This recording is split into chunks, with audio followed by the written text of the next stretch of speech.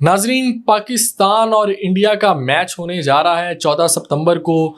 और ये मैच एक मुख्तलिफ किस्म का मैच है। सेंटिमेंट्स मुख्तलिफ हैं और जज्बात मुख्तलिफ हैं, टीम्स मुख्तलिफ हैं, लेकिन इसमें एक चीज़ देखने को मिल रही है कि इस बार जो एशिया कप पाकिस्तान इंडिया का हाई वोल्टेज मैच बताया जा रहा है, जो कि जंग के बाद हो रहा है, मई वाली वॉर के बाद पाकिस्तान और इंडिया एक दूसरे से खेल रहे हैं। इससे पहले जो चैंपियंस लीग हुई तो उसका मैच में भी इंडिया ने बायकॉट कर दिया था और इंडिया की जानिब से एक मुकम्मल बायकॉट कहा गया था। लेकिन उसके बाद अब जाकर पाकिस्तान और इंडिया का मैच तो हो रहा है, लेकिन अभी तक जो मैच की हैं वो टिकट सेल नहीं हो रही।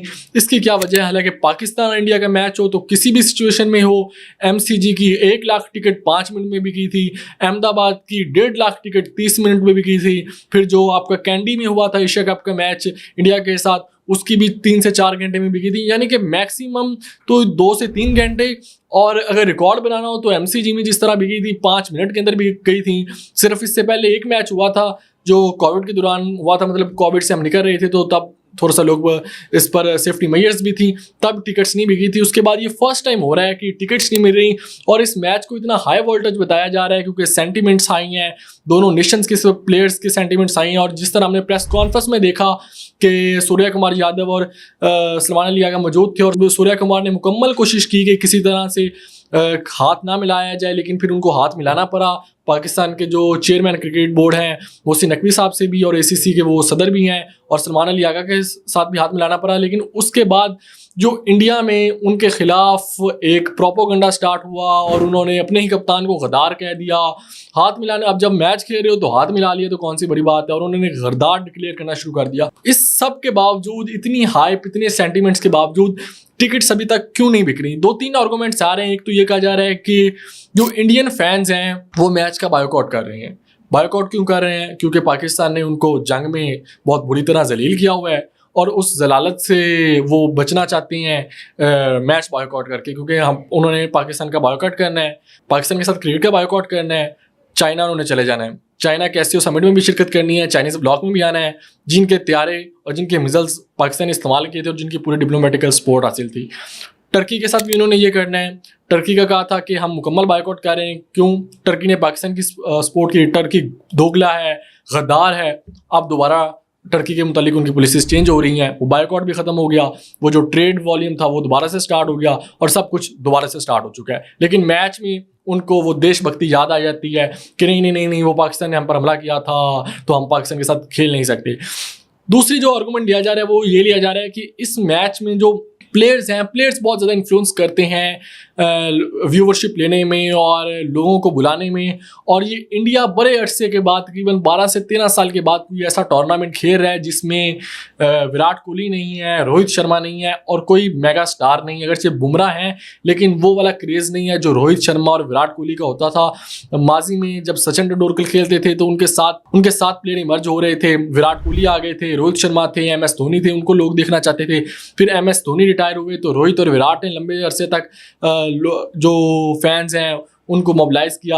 अब वो दोनों ही इकट्ठे रिटायर्ड हो गए हैं तो एक बिल्कुल यंग टीम इंडिया की उतर रही है। तो ये भी वजह है क्योंकि हमेशा पाकिस्तान इंडिया मैच में जो ज़्यादातर तादाद होती है वो इंडियन फैंस की ही होती है।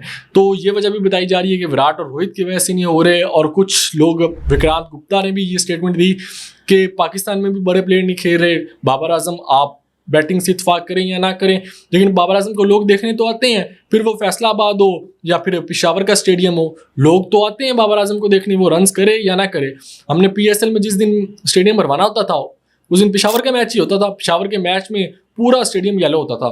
तो ये वजह भी बताई जा रही है कि जो मेन प्लेयर्स हैं, विराट, रोहित, रिजवान को भी कह सकते हैं हम, और बाबर आजम, इनके ना होने की वजह से भी इसमें जो फ़ैन हैं वो इतनी कुछ खासी दिलचस्पी नहीं ले रहे। इस वजह से अभी तक टिकट्स इसकी सेल नहीं हुई। दूसरा नाजरीन, ये जो मैच होने जा रहा है अगर इस पर भी थोड़ी सी बात करें तो इंडिया ने यूएई को बहुत ही बुरी तरह से शिकस्त दी है और तकरीबन उन्होंने यूएई को जो है पिछाड़ के रख दिया है। कोई 16 ओवर से मैच जीत लिया, उनको 56 पे आउट कर दिया और उसके बाद 4 ओवर में चेस कर दिया। तो ये खतरे की घंटी ज़रूर बजी है पाकिस्तान के लिए, क्योंकि जो उन्होंने अपनी स्ट्रेंथ दिखाई है, क्योंकि यूएई से पाकिस्तान तो 170 भी खा रहा था और फिर 80 पर 5 भी हो रहा था शारजा की पिचेस पर।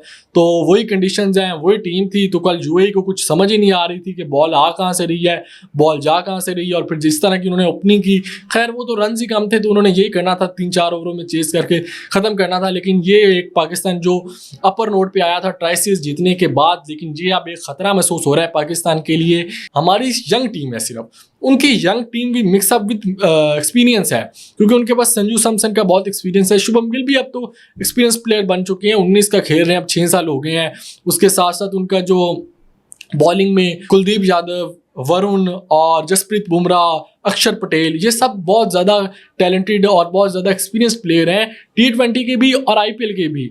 और उनके जो आईपीएल के प्लेयर्स भी, यंग प्लेयर्स भी हैं, उसमें अभिषेक शर्मा हो गया, तिलक वर्मा हो गया, उनका भी बहुत ज़्यादा एक्सपोजर और एक्सपीरियंस है आईपीएल का। तो इस वजह से अब पाकिस्तान के लिए खतरे की घंटी तो ज़रूर बजा दी है इस परफॉर्मेंस के बाद। लेकिन जो पाकिस्तान और इंडिया का मैच होता है वो डे ही डिसाइड करता है कि कौन प्रेशर को ऑब्जॉर्व करता है और कौन ज़्यादा अच्छी तरीके से प्रेशर में से को हैंडल करके निकलता है और परफॉर्मेंस देता है।